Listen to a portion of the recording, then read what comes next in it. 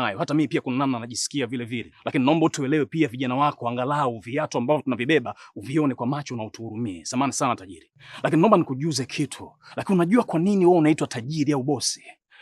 Ni kwa sababu ya mali na fedha ambazo unazimiliki.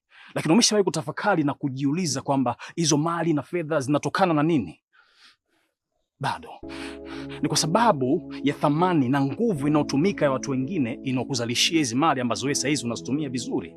Lakini trust me or not, hautokuwa na uhalali wa kudumu katika kutumia hizi mali na fedha muda wote kama hautoweza kurudisha thamani ya jasho la wale ambao wanazalisha hii mali mpaka leo hii wewe unaipata. That's the reality. Sio sheria zangu, ni sheria za asili ya ulimwengu. Kama ambavyo mtu anatoa ndivyo ambavyo atarudisha. Kama ambavyo huwezi kuchomoa kitu ambacho kijachomekwa. That's the nature. Ndio maana matajiri wengine ambao wanaelewa sana masuala ya mifumo ya utu jinsi yalivyo, huwa wanalipa haki za watu kwa wajibu wao na sio kwa hiari yao. Hakuna hiari katika haki ya mtu. Ni wajibu kuitoa kama ambavyo inatakiwa itoke. That's it. Na ndio maana sasa tajiri yangu, na kuheshimu sana boss, lakini kwa niaba ya wenzangu ambao tunapigana kila siku kwa jasho na mapenzi kuhakikisha boss wetu wanaendelea vizuri na unafanikiwa. Lakini naomba nielewe kitu kimoja pia mkuu. Kila mali ambayo unaiona hapa kwako, kila faida ambayo unaitengeneza na kuifurahia, jua kwamba haikuja hivi hivi. Kuna jasho la watu limemwagika. Na katika kila jasho ambalo limemwagika, kuna nguvu ambayo imetumika. Na katika kila nguvu iliyotumika, lazima uelewe pia kuna maumivu ya watu yamehusika.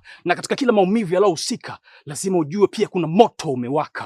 Kwa hiyo unapokula mali ya mtu, jasho la mtu bila kulipa, ni sawasawa na kumeza kaa la moto na kutegemea kuwa utabaki salama na kufurahi. Never hauwezi kuenjoy juu ya jasho la mtu. Kwa hiyo nakuomba sana tajiri yangu, kwa heshima sana tajiri, na kuomba bosi. Hii ni kwa faida yako sana. Ukitaka kubaki salama na mali ambayo unaivuna hapa kutokana na hawa watu kutoka jasho lao, rudisha thamani ya jasho la watu.